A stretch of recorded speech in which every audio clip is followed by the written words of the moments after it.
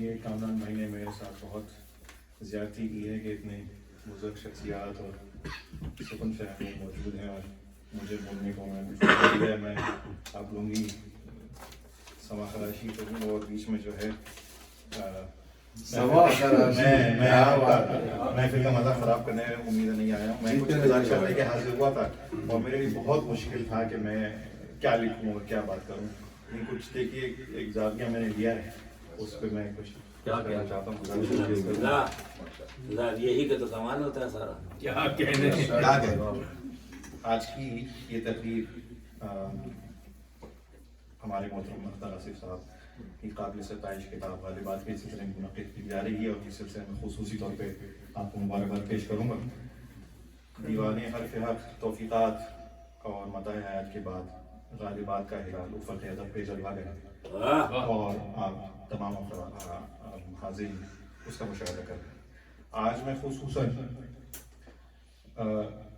جس نقطے کی طرف آپ کی توجہ مبذول کرنا چاہوں گا وہ آصف صاحب کے جو تضمین کے اشعار ہیں خصوصی طور پہ ان کی طرف میں آپ کی توجہ چاہوں گا. اور اس کی وجہ یہ ہے کہ جو غیر تضمین کے شعر ہوتے ہیں ان میں زیادہ تر عقائد کا غلبہ ہوتا ہے لیکن جو سراسر تضمین کے اشعار ہیں اس کا احاطہ ذرا وسیع ہے. وہ حلقہ ادب کے لیے کیا زیادہ اس میں گہرائی محسوس کی جا سکتی ہے اور اس میں فنی پہلو بہت زیادہ گہرائی کے ساتھ رکھے جاتے ہیں. تضمین نگاری دراصل ایک بہت نازک مرحلہ ہے. تضمین کے جو مصرے ہوتے ہیں ان کا اصل مصرے سے ہم ہونا بہت ضروری ہوتا ہے. یعنی پہلا مصرع دوسرے مصرے سے ایسے ضم ہو جائے کہ محسوس نہ ہو کہ پہلا مصرع اور دوسرا مصرع دو مختلف شعراء کا ہے. اور اس میں سب سے ضروری بات یہ ہوتی ہے کہ شاعر کی تخلیقی فنکاری کے علاوہ شاعر سے ذہنی ہم آہنگی ہم فکری ہم خیالی وابستگی کے ساتھ ساتھ دونوں شاعروں کا تجرباتی اور تجزیاتی دائرہ بھی ایک ہونا لازم ہے. ورنہ شعر ہموار محسوس ہوگا اور بے انصاری لگے گی. بقول جاوید حسن صاحب کے غالب کا تو کچھ نہیں بگڑ گیا اپنا یوریا بگاڑا. واہ بھائی ہم نے سب کچھ کہہ لیا. ہمارے پاس کیا ہے ہم بھی یہی سب لائے تھے. آصف صاحب کی تضمین کے اشعار کا کمال یہ ہے آصف بھائی کے تضمین کے اشعار کا کہ آپ کو وہ مصرے پڑھتے ہوئے محسوس نہیں ہوں گے غالب کا یا آصف بھائی کا اور آصف بھائی نے ان مصروں کو اس نہج پہ پہنچا دیا کہ غالب کے مصر کے برابر آ کے کھڑے ہو گئے. ایک نوجوان کی زبان سے ہم سن کے بہت خوش ہیں کہ ابھی بھی جوان لوگ جو ہیں وہ اس طرح کی گفتگو کر سکتے ہیں کینیڈا میں رہتے ہوئے. اب آپ کی دلچسپی کے لیے جو بورنگ بنا تھا وہ ختم ہوا. اب آپ کی دلچسپی کے لیے میں نے ایک ڈرامائی خاکہ ترتیب کیا ہے جس میں آصف بھائی کی غالب سے ملاقات ہے.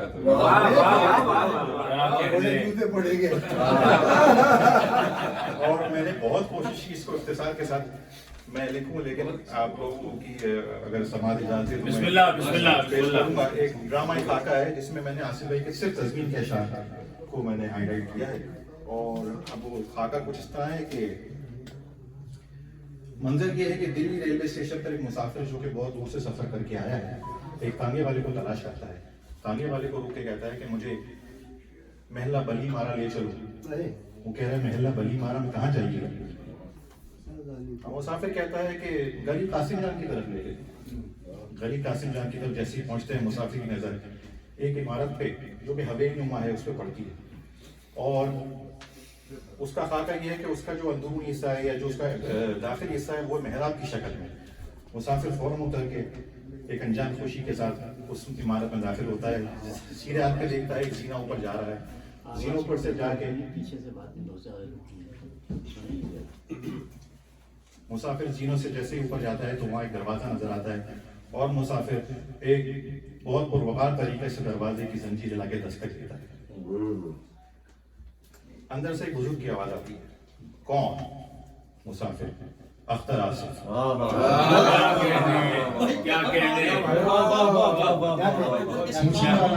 پوچھنے والا اندر سے پوچھتا ہے کس سے ملنا ہے؟ مسافر. مرزا نوشر سے.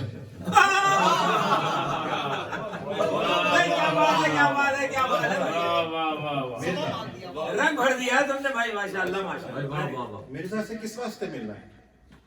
अख्तर आसिफ, उनकी कुछ जमीन है, मैं उस सिलसिले में बात करने आया हूं।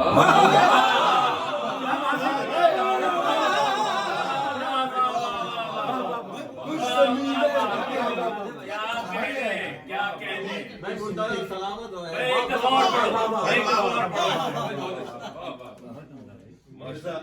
मिर्जा से किस वास्ते मिलना है? उनकी कुछ जमीन है, मैं उस सिलसिले में बैठा हूं। अचानक दरवाजा दोनों पट के साथ खुल जाता है। अख्तर आसिफ की नजर पड़ती है तो क्या देखते हैं? वहाँ एक बारिश बुजुर्ग, सर पे तुर्की टोपी, हाथ में छड़ी, खमीदा कमर, वस में गुलाबी कमरबंद, और गहरी नजर से अख्तर आसिफ की तरफ देखते कहते हैं, अख्तर आसिफ अंदर आ जाओ। क्या कहने भाई, वाह वाह वाह वाह। बैठो, तुम्हें देख के लगता नहीं तुम अजनबी हो। क्या बात है, तुम्हें देख के लगता नहीं तुम अजनबी हो। कहो कहाँ से आ रहे थे? वादी शेर सुमन का मुसाफिर गालिब, तुम्हारी गर्ज मुलाकात से अजनबी का एहसास नहीं होता। कहो कौन सी जमीनों के मुताबिक बात करने आए हो? अख्तर आसिफ, हुजूर एक जमीन हो तो बात करो। भाई वाह वाह वाह वाह, क्या कहते हैं? एक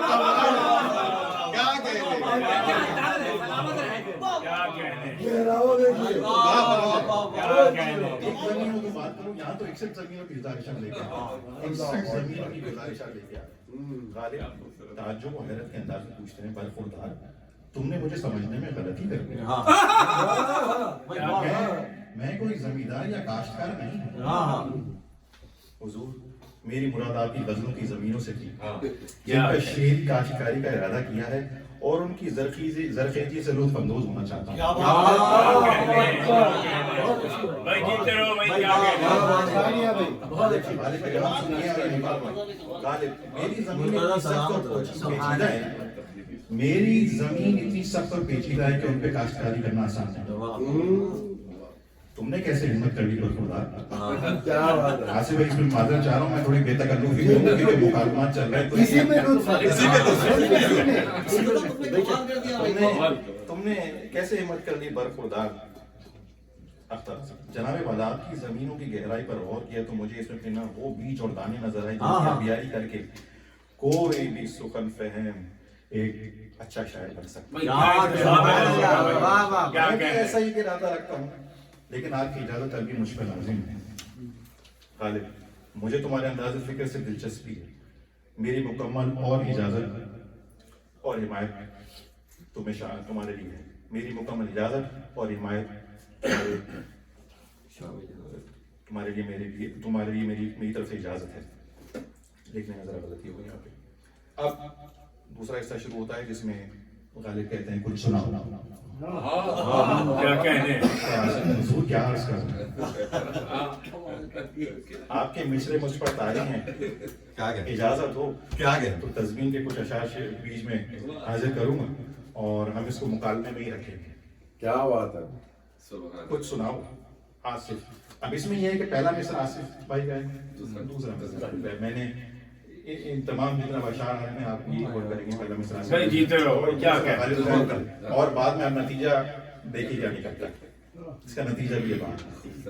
आसिफ, शेर कहने के लिए आसिफ ये गालिब की जमीन। गालिब कहते हैं, रहम कर अपनी तमन्ना पे कि किस मुश्किल में है।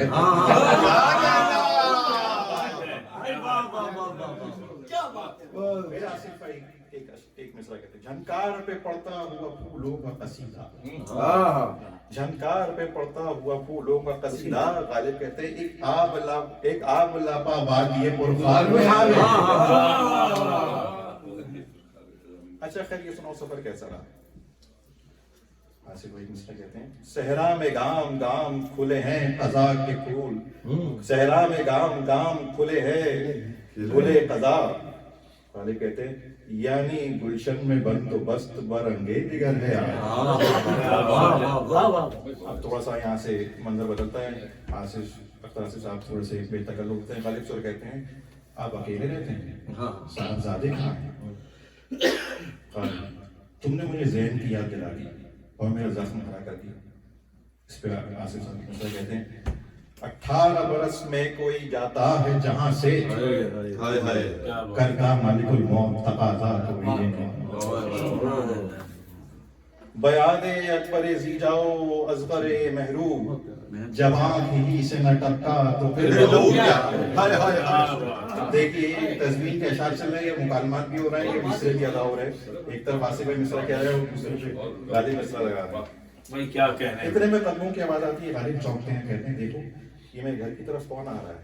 جا کے پوچھ کر آصف سے جا کے پوچھتے ہیں، برملا کہتے ہیں برائے ماتم شبیر لوگ آئے ہیں، کبھی ہم ان کو کبھی اپنے معاف کرنا میں نے تمہاری طبیعت نہیں پوچھی، بہت لمبے سفر سے آ رہے ہو. آصف صاحب کہتے ہیں حضور کیا بتاؤں کمر کی تکلیف میں اس قدر مبتلا تھا کہ سونے جاگنے سے بھی بیزار تھا اور ہر دوا بھی اثر تھا. اچھا برا نہ مانو تو ایک علاج تجویز کروں؟ جی حضور کا ارشاد ہو.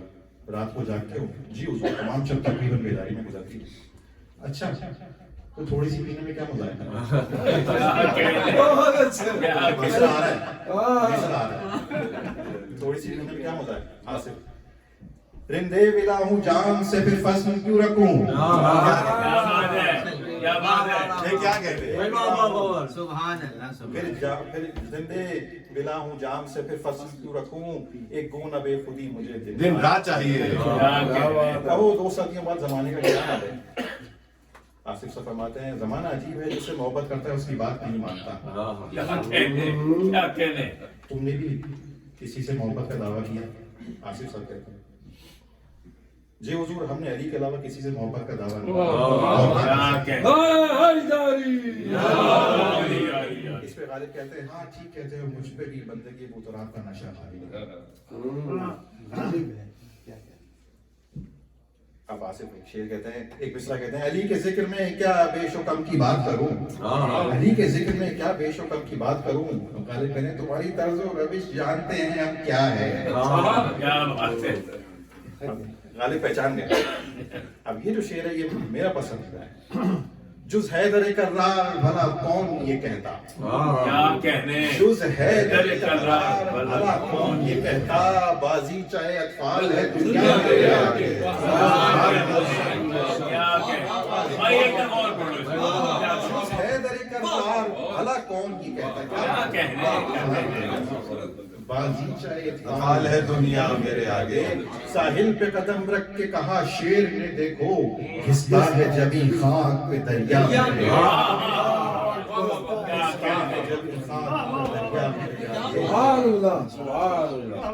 اب غالب کہتے ہیں مذہبی عقائد پہ سخت کی معلوم ہوتے ہو. آصف صاحب مصرع کہتے ہیں ٹھیک ہے اتحاد کی باتیں پر طبیعت ادھر